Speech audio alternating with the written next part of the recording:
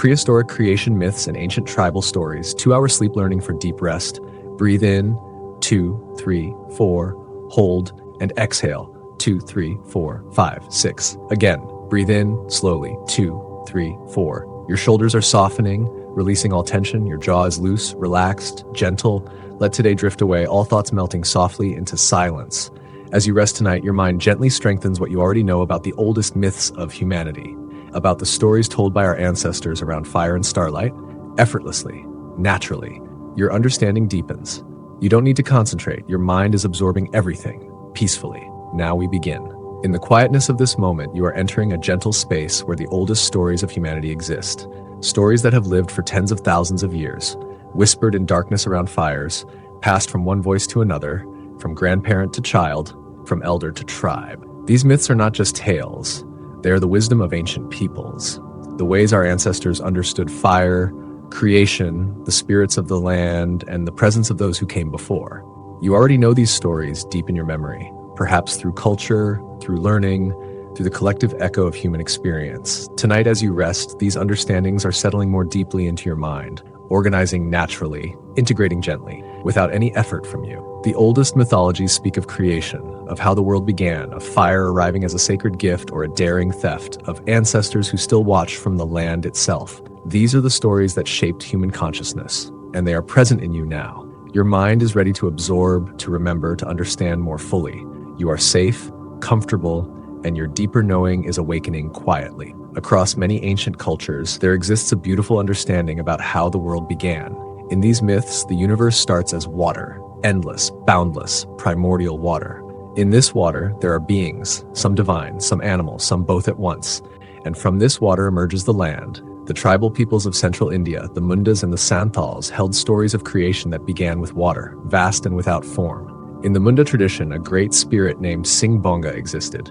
This spirit brought intention to the chaos and began to shape the world. Singbonga called upon small creatures, humble beings, the earthworm and the tortoise. These tiny creatures dove into the primordial waters, seeking earth, seeking clay, seeking the solid ground that would become home for all living things. As the creatures brought up mud and soil from the depths, the land grew, mountains rose, rivers flowed, forests took root, and finally, from clay breathed with divine spirit, the first humans were formed, a man and a woman, ancestors of all who would come after. Your understanding of this creation deepens, recognizing that in many cultures across the world, the theme of water bringing forth land is present. This is not coincidence, but a fundamental way that ancient minds understood the world. And now, gently, we explore this understanding again, in a slightly different way. Imagine that before anything existed, there was only vastness, only water, like a mother waiting to birth, like potential itself, holding all possibilities. In this space, there were helpers, small creatures of wisdom. The earthworm knows the soil, the tortoise knows patience and strength, and these animals in the stories are not separate from the divine. They are the divine working through humble forms. When they dive into the water, they are retrieving what was always meant to be brought forth, like a memory rising to the surface, like knowledge emerging from deep within. Each bit of earth they bring becomes more earth. The gathering of small things creates greatness. This is how many ancient peoples understood creation, not as a sudden explosion, but as a patient gathering, a weaving together, a slow rising of form from formlessness. Your mind is gently organizing this understanding, recognizing the pattern, the beauty of humble creatures bringing forth the world. This same understanding appears among the Iroquois peoples of eastern North America. The Haudenosaunee tradition speaks of Sky Woman falling through the sky and the great turtle offering his back as foundation for the earth. When the great turtle called upon the animals to find earth, many tried. First the otter dove, bringing nothing, then exhaustion, then the muskrat, also failing, sacrifice after sacrifice, and finally, a small toad, the humblest creature, succeeded, spitting earth from her mouth onto the turtle's back. This earth was magical. It contained the power of growth, and it expanded and expanded until it became the island we call Turtle Island, the entire world. In your own daily life, you may recognize this pattern, that sometimes the smallest actions create the greatest changes, that persistence and humility bring forth what determination alone cannot. The ancient storytellers understood this truth, and they encoded it into their myths. Your mind is absorbing this connection, understanding that these are not merely old stories, but expressions of truths that still resonate, still guide, still teach. The understanding settles into you now, creation stories from water, earth emerging through humble helpers, the pattern of small things gathering to create the world. This understanding is becoming part of how you know the world. Fire holds a place of immense significance in prehistoric myths across the world. Fire is not merely flame, but transformation, protection, the gift of civilization itself. In ancient Greek mythology, there lived a titan named Prometheus. This being loved humanity deeply, perhaps too deeply for the gods to allow. The chief god Zeus had decided that humans should not possess fire, that they should remain in darkness and cold, forever limited. But Prometheus saw something different when he looked upon humans. He saw potential. He saw beings worthy of warmth, of knowledge, of the ability to cook food and see in darkness. So Prometheus made a daring choice. He climbed to Mount Olympus, where the sacred fire burned in the workshops of the gods, and he concealed a flame in the hollow of a fennel stalk, a simple plant, but it held divine fire. When Prometheus brought this fire to humanity, everything changed. Humans could cook their food, making it safer, more nourishing. They could warm themselves against winter. They could see into the darkness. They could work metals, create tools, build civilization itself. This same theft of fire appears in stories across the world. Among the Cherokee people, Grandmother Spider wove her web into the sun, stealing back fire that humans had lost. Among other tribal peoples, it is coyote, raven, beaver, different creatures, but the same profound theme. Fire must be stolen from the gods and given to humanity as a gift of transformation. And as you rest, consider this understanding in a new way. Fire in these myths is not only flame, it is transformation itself. It is the power to change what is raw into what is nourished. It is light against darkness, community gathered around warmth. The act of stealing fire is an act of love, of defiance against those who would keep power for themselves. It is the eternal pattern of the humble bringing gifts to the suffering, of those with power, with sharing it with those without power over. When you see fire in myths, see it as the symbol of knowledge, of progress, of the courage to take what is necessary and share it freely. The gods in these stories always punish the firebringer, because sharing power is always dangerous to those who control it. Yet in these stories, humanity survives, thrives, transforms. The firebringer is always remembered, honored, because their daring brought forth the age in which humans could become fully human. In the actual history of human evolution, fire was indeed transformative. Our ancestors, the species called Homo erectus, learned to control fire perhaps 2 million years ago. This learning changed everything.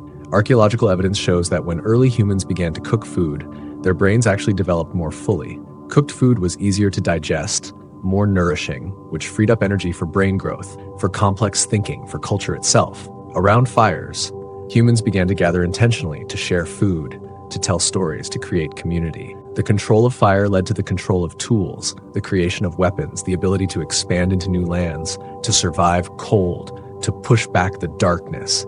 So when ancient peoples told stories of fire being stolen and given to humanity, they were remembering, at a level deeper than conscious memory, the actual transformation that fire brought. Your ancestors knew that fire was the threshold, the moment when humans began to truly become human. Your understanding resonates with this truth. You know fire as both practical and sacred, both real and symbolic, both dangerous and necessary.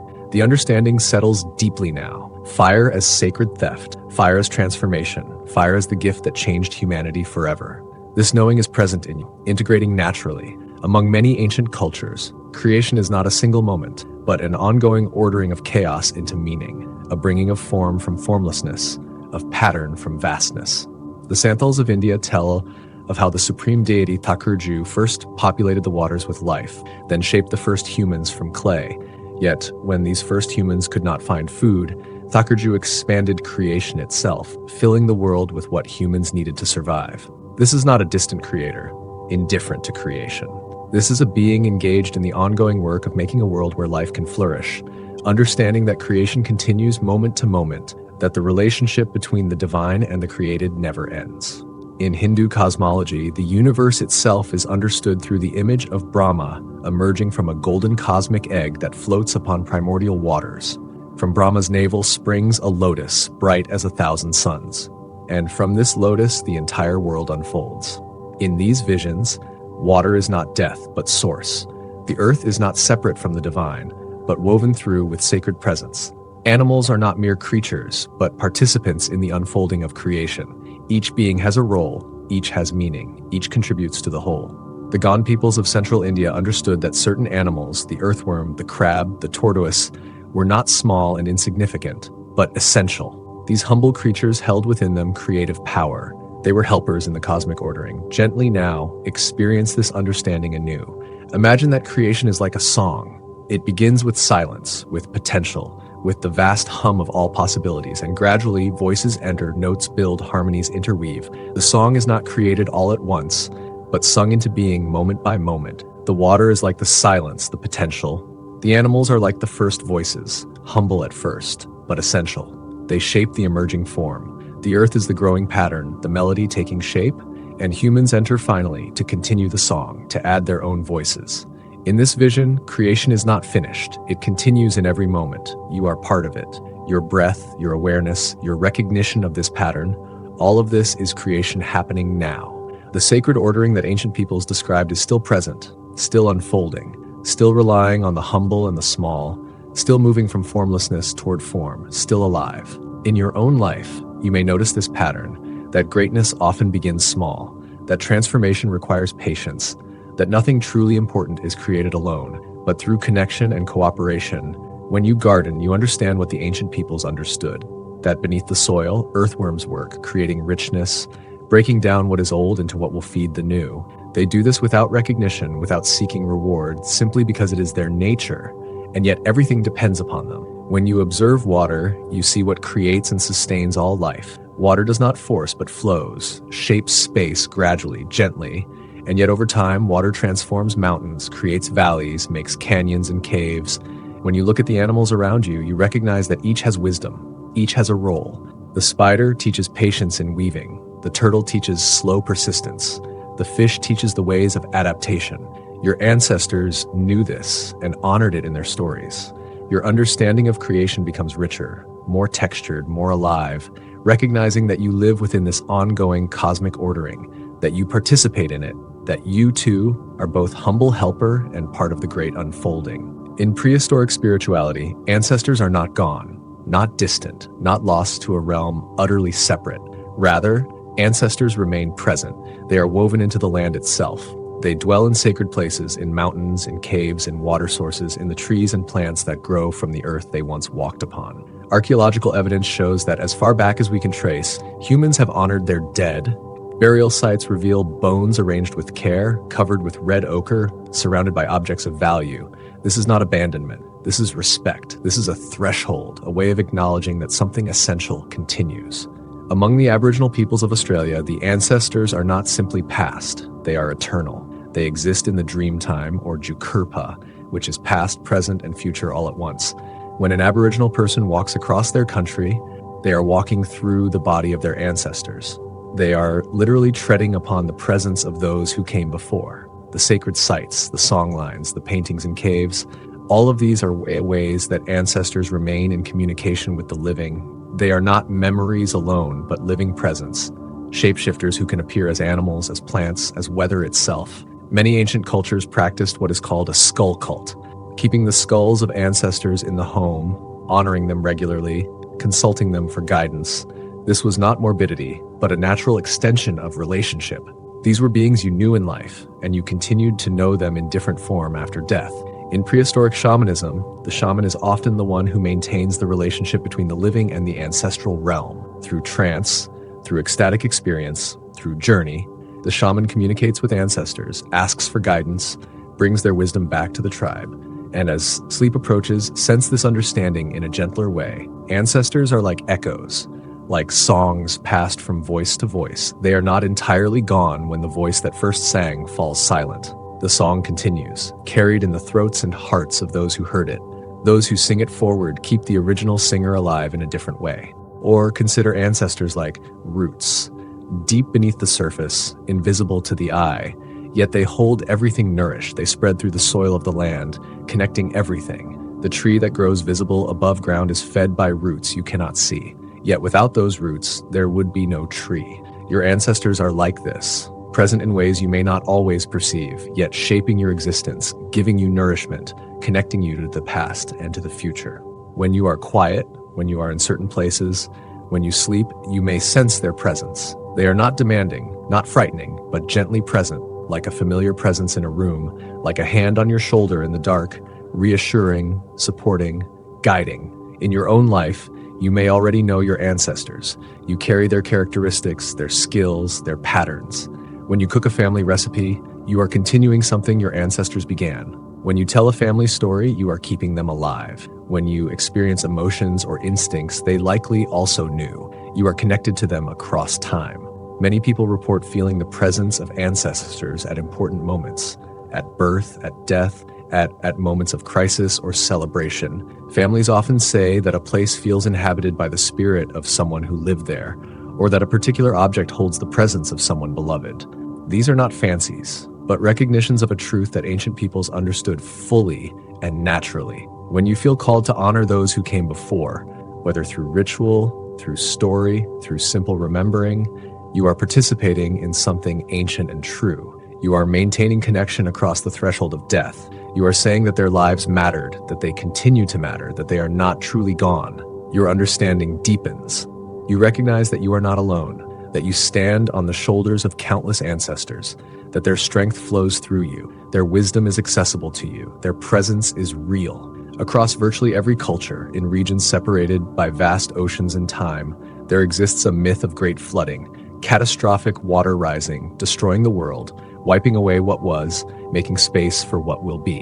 The Babylonians told of Utnapishtim, the lone human chosen to survive the flood, warned by the gods to build an ark, to gather all living creatures, to preserve life itself. The flood came and the world was destroyed, but from the waters, new creation emerged. In Hindu mythology, Manu was warned by Matsya, the divine fish, that a devastating flood was coming. Manu built a boat, and Matsya guided him through the waters, pulling him to the summit of a mountain, where he could rebuild the world, could repopulate the earth, could begin again. The Norse peoples envisioned not water, but blood flooding the earth. The blood of the giant Ymir spilled when the worlds were remade.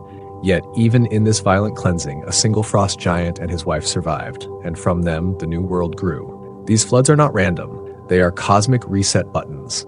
They represent the necessary destruction of what is corrupt, broken, or has outlived its time. They are radical renewal, the erasure of the old that makes space for the new. And this pattern of destruction and renewal appears not only in the distant past, but in the cycles of nature you witness every year. Winter dies, spring renews, forests burn, and from ash, new growth emerges. The ancient peoples understood that destruction and creation are not opposites, but partners in eternal dance. Now, rest with this understanding in a different form. Think of a breath when the lungs exhale completely. It seems there is no breath, only emptiness. But this emptiness is necessary. It makes space for the fresh inhale, for new air, for renewal. If we never fully exhaled, we could never fully inhale. The world in these myths exhales completely, fully. And in that exhalation, all that is old, corrupted, worn out, passes away. But then the inhalation begins. Fresh creation, new possibility. The cycle turns. Your own body knows this. Blood flows and returns. Cells die and are renewed. Skin sheds, hair grows.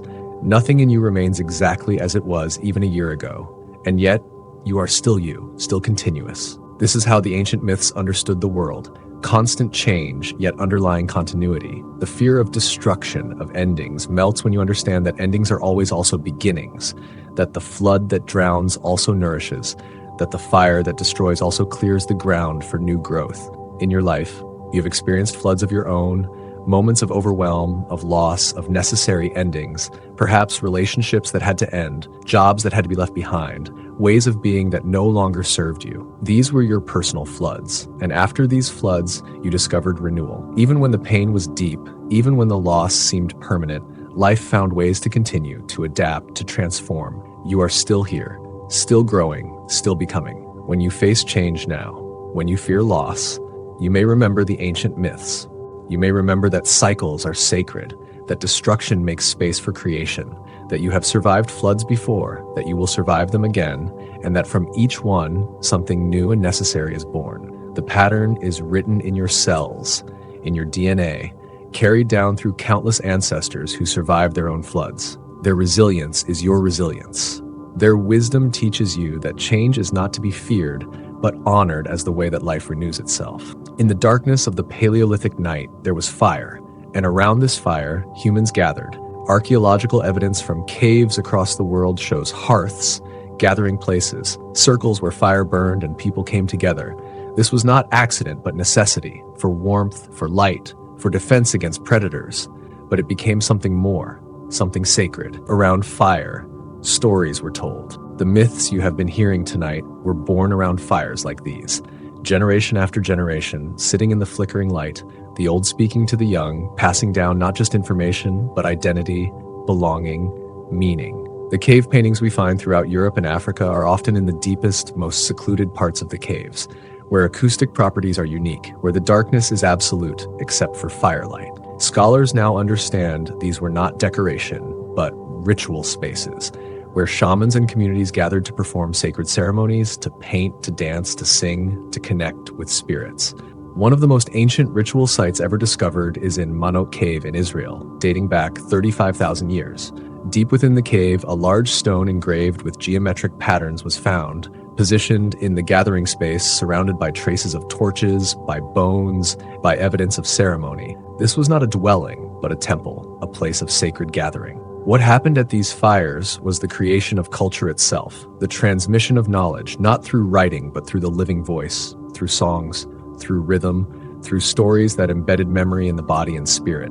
This is how humanity grew, not through solitary learning, but through gathering, through sharing, through the sacred act of storytelling around flame. And now, as you drift towards sleep, experience this truth in a gentle way. Fire is like the heart of the gathering. It is the place everything revolves around. All faces turn toward it. All attention flows to it. In its warmth, distance disappears. Strangers become kin. Individual stories merge into one shared human story. When someone speaks around a fire, their words seem to carry more weight, more truth. Fire is a witness, a sacred presence. It consumes what is offered, transforms energy, and returns warmth and light. There is exchange, there is reciprocity, there is sacred transaction. The stories told around fire, especially stories about fire itself, about theft, about transformation, about the gift of light to the darkness, these become part of those who listen.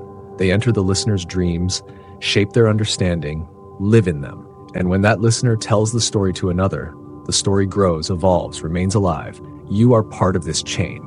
You carry stories told around fires thousands of years ago, and you will pass them forward around real fires or metaphorical ones. The chain is continuous. The flame is never truly extinguished. Even in your modern life, this ancient pattern continues. When you gather with others, when you share meals, when you tell stories together, you are creating the same sacred space, the same communion that humans have always created. Perhaps you remember gathering around a literal fire, at a campfire, a bonfire, a fireplace on a cold night. You remember how the ordinary became sacred, how time seemed to slow, how connection deepened, how stories flowed. This is not coincidence, it is ancestral memory awakening, ancient neural pathways recognizing home. When you listen to these words now, you are sitting at a metaphorical fire. You are being offered a story. You are part of a lineage of listeners that stretches back tens of thousands of years. The story is being passed to you, and through you, it will move forward to others who will rest as you rest, who will listen as you listen. This is how humanity continues, not through control, but through the gentle transmission of story, memory, and meaning. You are a keeper of the fire. Whether you realize it or not, the flames pass through you to the next generation.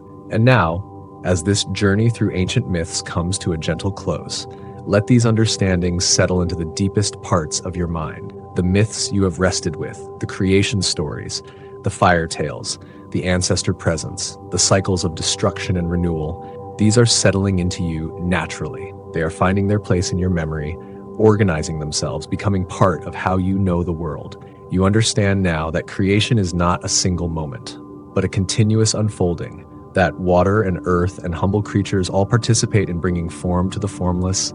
You know that fire is transformation, that it brought humanity forward, and that it continues to gather us in community. You recognize that ancestors are not gone, but woven into the landscape, into your cells, into the stories you carry. They walk beside you, they guide you, they continue to teach. This is real. This is not fantasy, but a truth that ancient peoples knew completely, and that modern science is rediscovering. You understand that cycles of destruction and renewal are natural, sacred, necessary, that what seems like ending is always also beginning, that the floods of your life, while painful, are also the means through which new growth emerges. And you know that you are part of an unbroken chain, a gathering around the fire that extends back tens of thousands of years. Stories passing from tongue to tongue, memory to memory, generation to generation. You are a keeper of this chain. You carry it, and through you, it will continue. This understanding is yours now. It is settling into your deeper mind, into the places where true learning lives, where memory organizes itself, where meaning takes root. Thank yourself for giving your mind this quiet learning space, for opening yourself to these ancient truths. Thank the ancestors who preserved these stories, who told them around fires, who ensured they would survive to reach you in this moment. Set an intention as you move toward deeper sleep. Tomorrow, these insights will flow into your awareness when they are needed. A word will remind you, an image will surface, a feeling will guide you, and you will recognize the presence of these ancient understandings, living in you, shaping you, directing you toward wisdom. Your breath is slow, steady, deep. Your muscles are completely relaxed. Your mind is peaceful, quiet, open. You are safe, surrounded by the wisdom of all who came before, held by the knowledge of creation itself. As you drift now into deep sleep, into the realm where dreams and memory merge, know that these stories continue their work in you, organizing, integrating, strengthening. Your mind is absorbing everything, effortlessly, naturally, gently. Sleep now, deeply, peacefully. Let yourself be held by the ancient myths, by the presence of ancestors, by the knowledge that you are part of something vast, continuous, sacred, and eternal. Your understanding is complete. Your learning is done. Now only rest remains. Soft, deep, restorative rest.